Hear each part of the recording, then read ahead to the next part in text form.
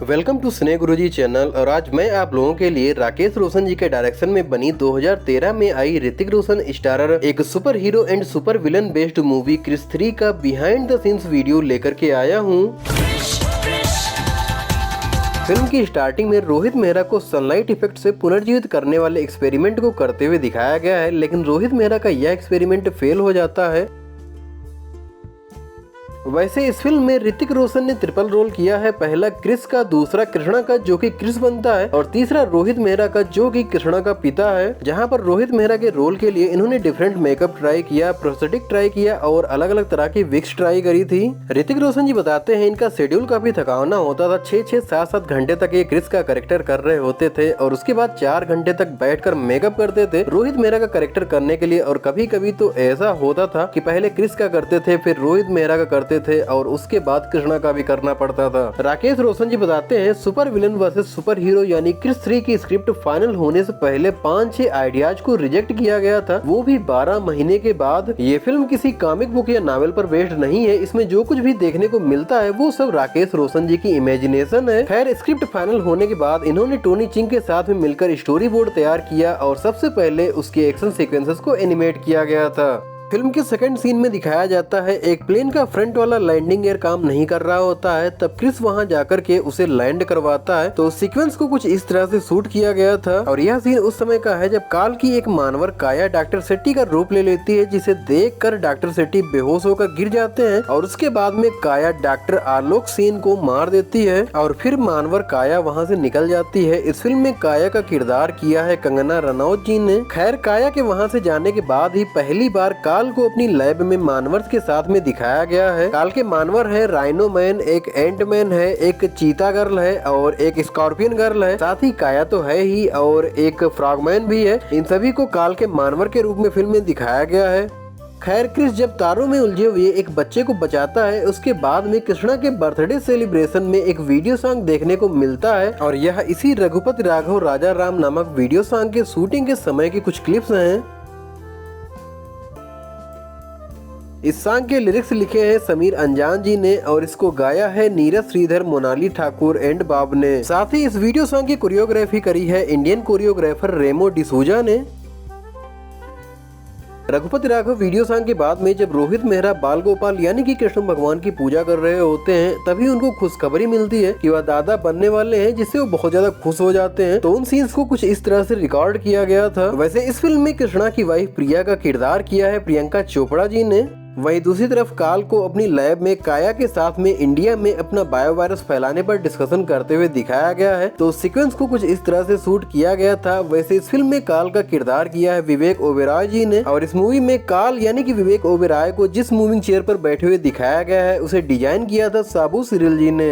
जब काल के मानवर इंडिया में आकर मुंबई में काल का बायो वायरस फैला रहे होते हैं, तब फ्रॉगमैन को आइसक्रीम बहुत ही ज्यादा अच्छी लगती है और वह अपनी जुबान से आइसक्रीम खींचकर खाने लगता है, लेकिन उसे ऐसा करते हुए कृष्णा भी देख लेता है और वह फ्रॉगमैन का पीछा करके क्रिस के रूप में फ्रॉगमैन के सामने आ जाता है। तब क्रिस और फ्रॉगमैन के बीच में एक छोटा सा फाइटिंग सीक्वेंस देखने को मिलता है। तो उस सीक्वेंस को कुछ इस तरह से रिकॉर्ड किया गया था।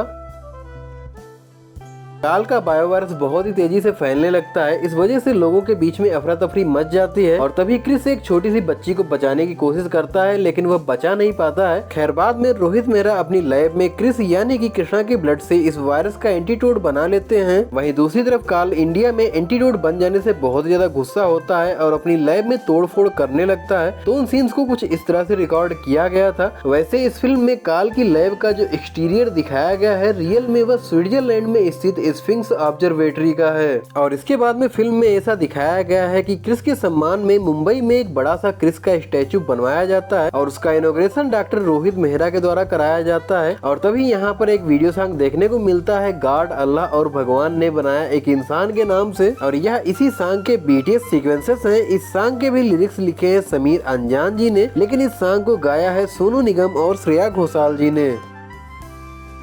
इस वीडियो सॉन्ग में रोहित मेहरा को कोई मिल गया वाली डांसिंग स्टेप्स करते हुए दिखाया गया है और ये आइडिया ऋतिक का ही था, क्योंकि कोई मिल गया में केवल रोहित मेहरा को ही डांस करते हुए दिखाया गया था, क्योंकि वहां पर सिंगल रोल किया था ऋतिक रोशन जी ने। और यहाँ पर आप देख सकते हैं किस तरह से उस डांसिंग स्टेप्स को कॉपी किया गया है।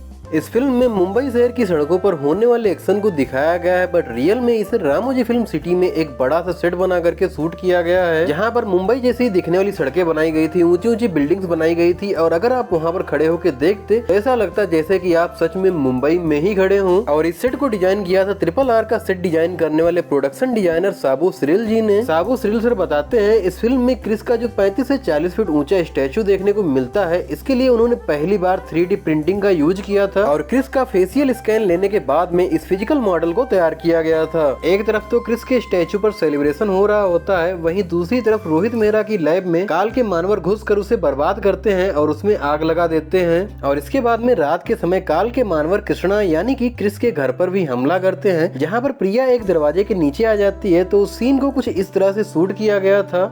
खैर, दरवाजा टूटने के बाद में काया को भी एक पर्दे के पीछे से घर के अंदर आते हुए दिखाया गया है, लेकिन तभी यहाँ पर क्रिस आ जाता है और वह काल के जितने भी मानवर यहाँ पर होते हैं उनसे फाइट करने लगता है। वैसे यहीं पर क्रिस की एंटमैन से फाइटिंग वाले सीक्वेंस को शूट तो कुछ इस तरह से किया गया था, लेकिन फिल्म में ये बिल्कुल अलग ही अंदाज में देखने को मिलता है।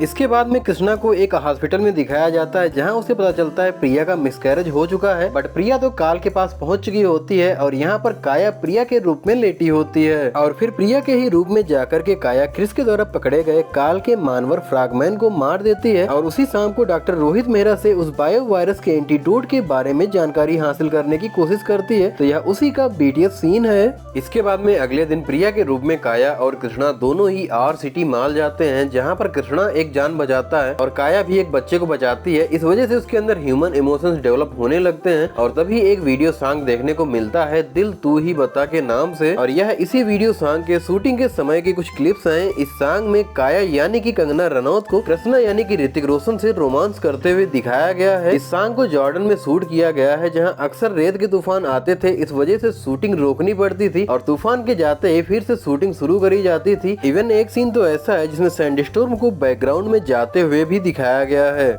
और जब कृष्णा को पता चलता है उसके घर पर प्रिया नहीं बल्कि प्रिया के रूप में कोई और रह रहा है, तब वह क्रिस के रूप में अपने घर पर आ जाता है। तो यह उसी का BTS सीन है। वहीं दूसरी तरफ काल डॉक्टर रोहित मेहरा को कैद करवाकर अपनी लैब में ले आता है, जहां पर काल के पूछने पर रोहित मेहरा बताते हैं कि असल में काल उन्हीं के DNA से बना है जिसे डॉक्टर आर्या ने बनाया था। यह डॉक्टर मेहरा और काल के बीच होने वाली बातचीत वाले सीक्वेंस का ही बिहाइंड द सीन है। और इसके बाद में काल डॉक्टर रोहित मेहरा के बोन मैरो को अपने डॉक्टर से बोलकर अपनी बॉडी में इंजेक्ट करवाता है। वहीं दूसरी तरफ क्रिस काया के साथ मिलकर काल की लैब पर हमला करता है, जहां म्यूटेंट्स यानी कि काल के मानवर्स और क्रिस के बीच में एक जबरदस्त फाइटिंग सीक्वेंस देखने को मिलता है। तो उस फाइटिंग सीक्वेंस को कुछ इस तरह से रिकॉर्ड किया गया था और यहाँ पर आप देख सकते हैं राकेश रोशन जी ऋतिक रोशन को समझा रहे हैं किस तरह से फाइटिंग करनी है, और साथ ही ये चीता गर्ल को भी बता रहे हैं कि उसको किस तरह से एक्टिंग करनी है।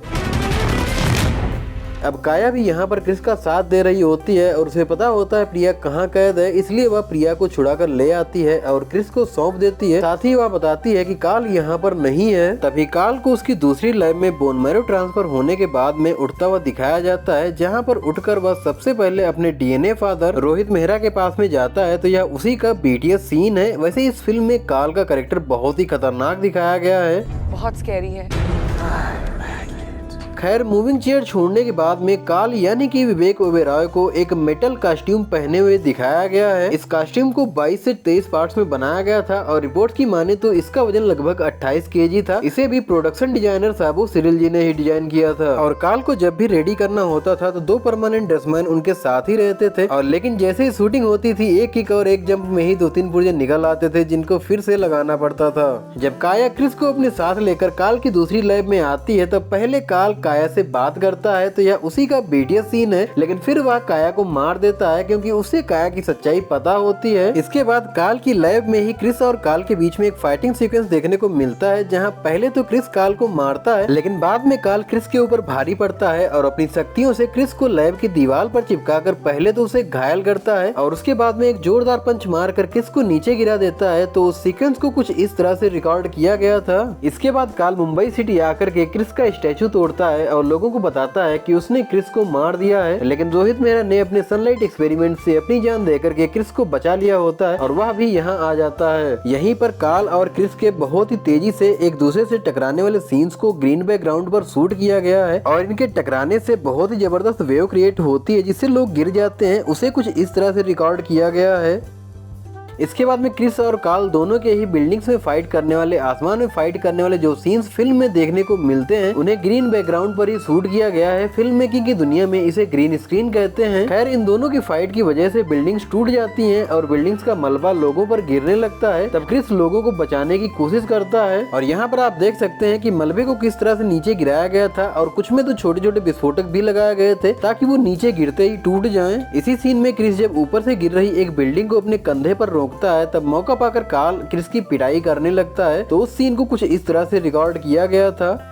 इसके बाद में क्रिस कार्ल से फाइट करते हुए उसे एक बड़े से मैग्नेट से चिपका देता है और उसकी पिटाई करने लगता है। वैसे इस फिल्म में जितना भी एक्शन देखने को मिलता है उसे डायरेक्ट किया है श्याम कौशल जी ने। खैर, जब क्रिस को ऐसा लगता है कि उसने कार्ल को मार दिया है और वह कार्ल के पास जाता है तब मौका पाकर कार्ल एक लोहे का रॉड क्रिस के पेट में घुसा देता है। But at the end Krrish Kaal को सनलाइट एक्सपेरिमेंट से मार देता है। ऋतिक बताते हैं पहले कार्ल का कैरेक्टर वह खुद ही करना चाह रहे थे और इसके लिए उन्होंने राकेश रोशन यानी कि अपने पिताजी से कहा भी था, बट वह ऑलरेडी 3 कैरेक्टर कर रहे थे। इस वजह से राकेश रोशन जी ने इनको ऐसा करने से मना कर दिया था। तब कार्ल के किरदार के लिए विवेक ओबेरॉय जी को फाइनल किया गया था और विवेक ओबेरॉय ने वाकई बहुत ही जबरदस्त किरदार किया है कार्ल का। साथ ही एक बात और, जब भी फिल्म सुपर हीरो बेस्ड बनाई जाती है तब hand movement and body movement बहुत ज्यादा इंपॉर्टेंट हो जाते हैं और इसलिए ऋतिक रोशन को 2 महीने के लिए चाइना भेजा गया था जहाँ पर टोनी चिंग के साथ रहकर उन्होंने ये सारी चीजें सीखी थी। वैसे बहुत से सीन ऐसे भी होते हैं जिन्हें रिकॉर्ड तो किया जाता है लेकिन फिल्म में देखने को नहीं मिलते हैं, जैसे ये काया और राइनोमैन की फाइट वाला सीन। हालांकि यहाँ पर राकेश रोशन जी इनको बता तो रहे किस तरह से फाइट करनी है लेकिन फिल्म में ये सीन देखने को नहीं मिलता है। आई होप आपको क्रिस 3 मूवी का यह बिहाइंड द सीन्स वीडियो पसंद आया होगा। अगर पसंद आया हो तो वीडियो को लाइक जरूर से कर देना। अगर कुछ भी बताना चाहते हो तो कमेंट बॉक्स में बताओ। हम मिलेंगे आपको नेक्स्ट वीडियो में, तब तक के लिए थैंक्स फॉर वॉचिंग।